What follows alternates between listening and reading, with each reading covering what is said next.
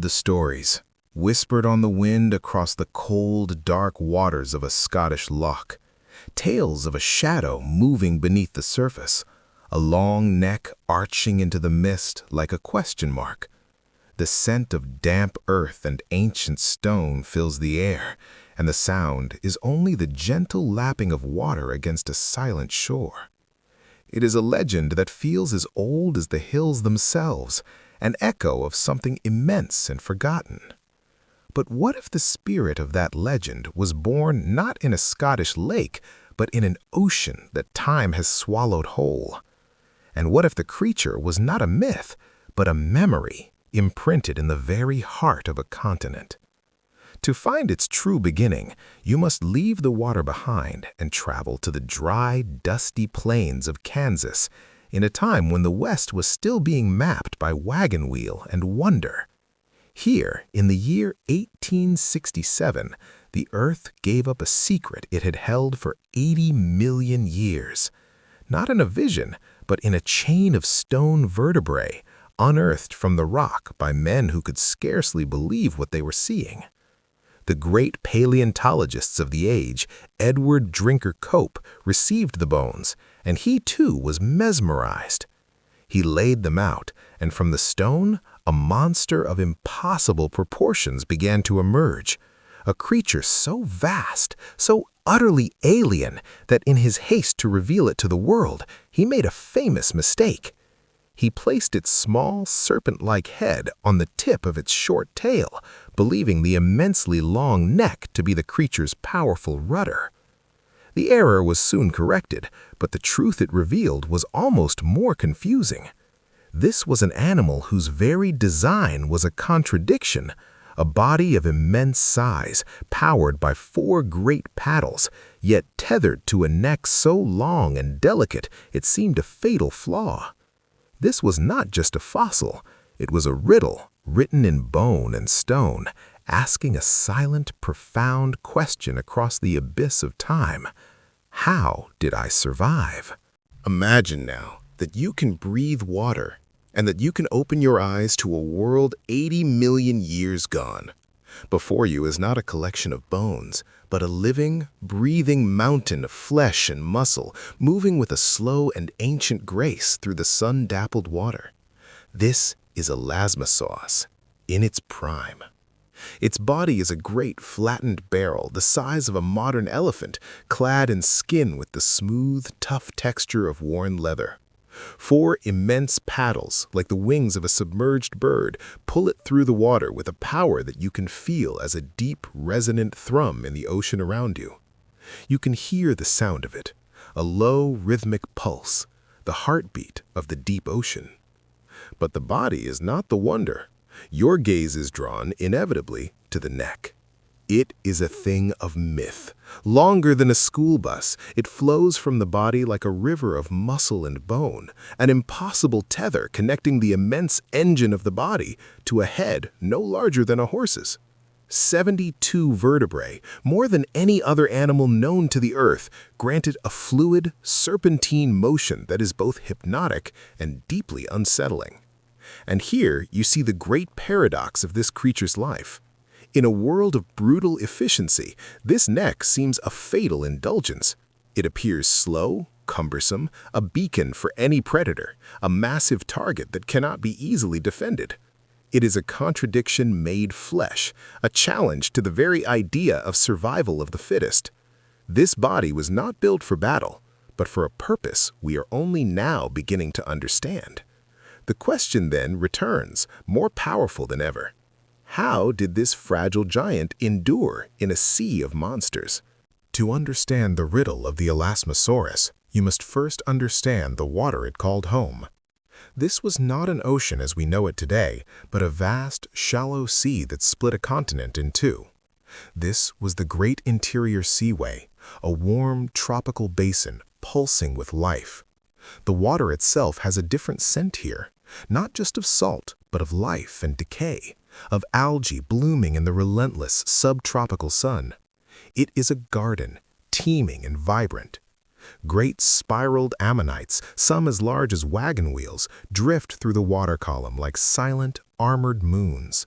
Schools of fish, like Encotis, the saber-toothed herring, shimmer and flow in silver rivers thousands strong, their scales catching the light in a blinding flash. The sound is one of constant, bustling life. But every garden has its serpents, and in this seaway, the serpents were kings. You feel it first as a change in the water's pressure, a sudden chilling silence as the schools of fish vanish.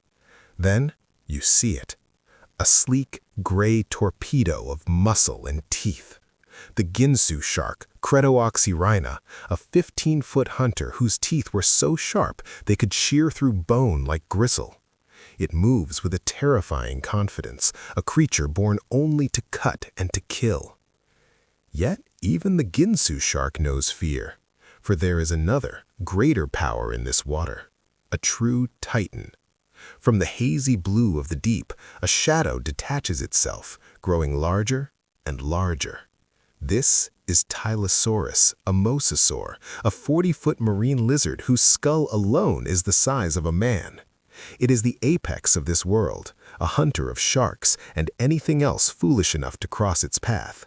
Its presence is not just seen or heard, it is felt as a declaration of absolute dominance.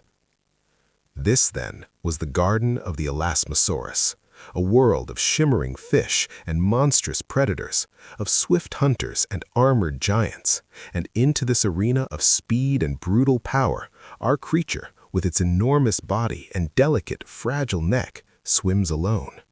It is a flower, blooming in the path of a storm. For over a century, our understanding of this animal was shaped by a single, powerful image, the long neck held high above the waves like a serpent, striking down at unsuspecting fish. But the spirit of this creature is not found in the sky, it is found in the shadows.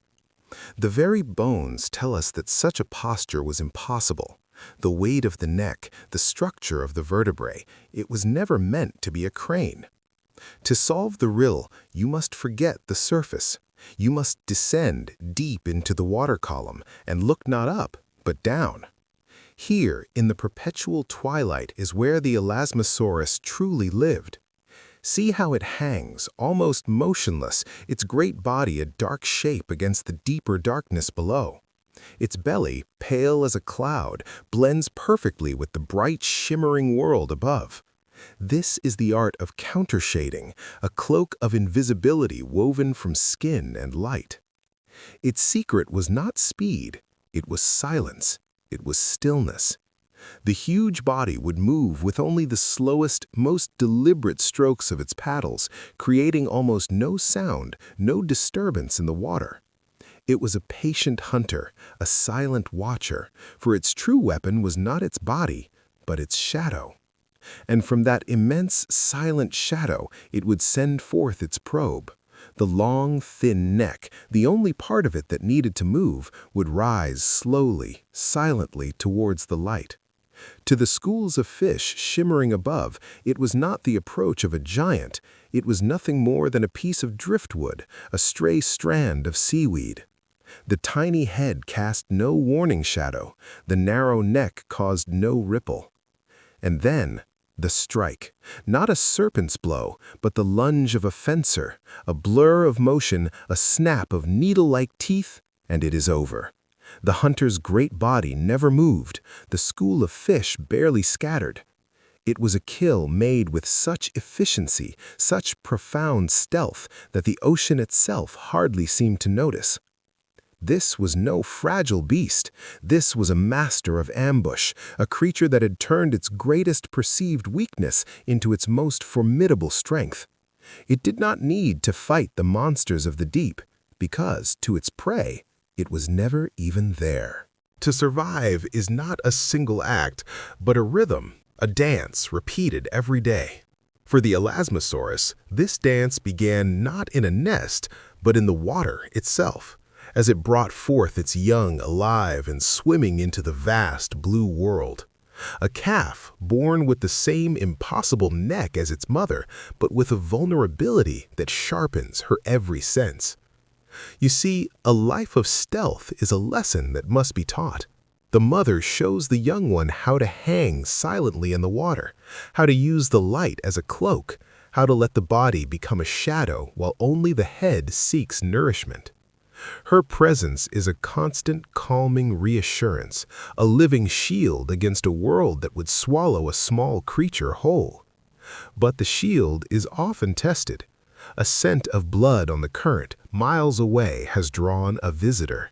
The mother does not see it at first, she feels it. Her long neck, studded with sensory nerves, is more than a weapon. It is a listening post, a living antenna that feels the subtle shift in pressure, the vibration of a powerful tailbeat long before the sound arrives. There is no panic, there is no flight. Panic is for prey. The Elasmosaurus is a survivor. She emits a low, guttural sound, a vibration that you can feel more than hear, and the calf immediately presses against her side. They do not swim away from the danger, but descend below it, into the crushing dark, where a shark, a creature of the upper waters, is reluctant to follow. They melt into the abyss, their forms becoming one with the gloom.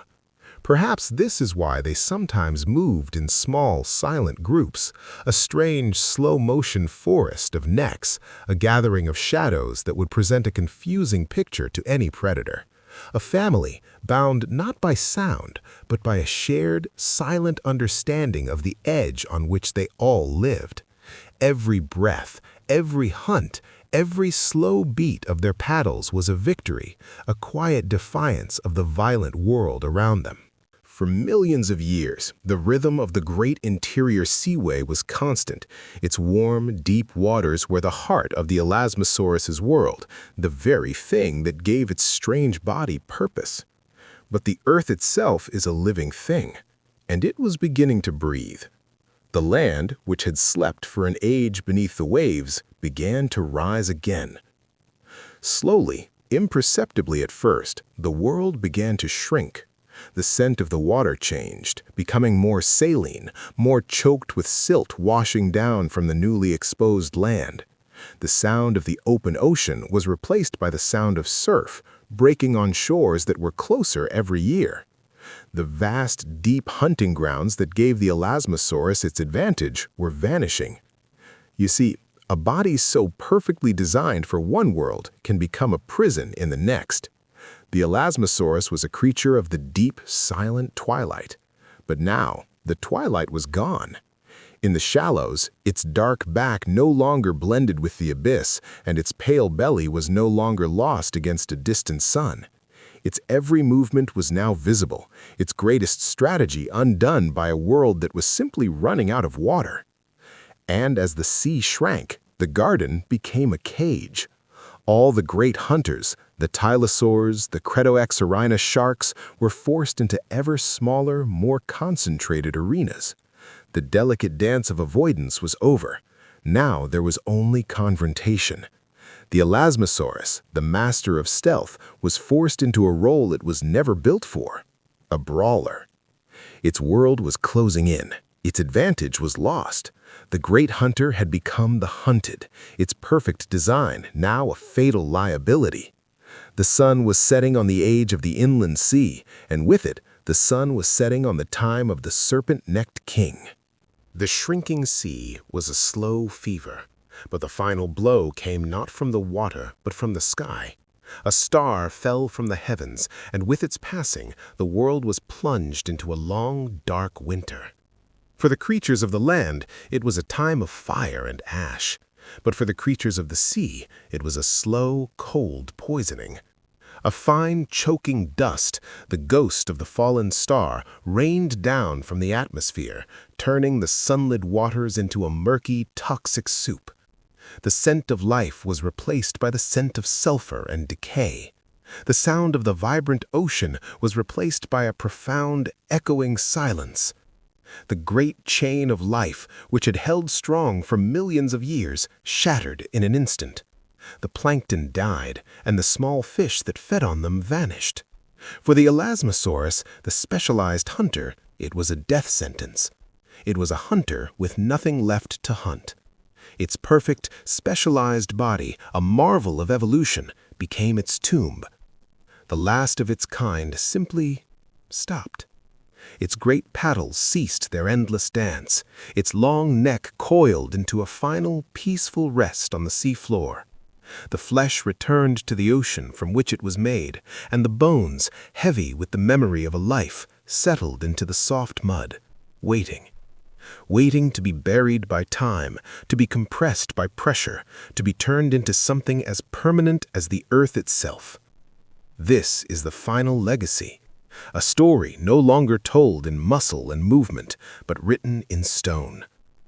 80 million years later, the stone is uncovered and the story is told again.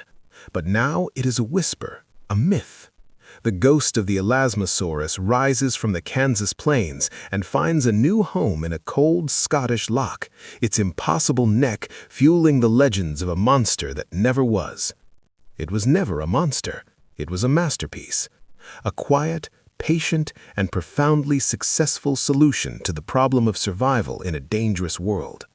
And its story, now written in stone and in our own imagination, is a testament to the endless, beautiful, and sometimes impossible forms that life will take.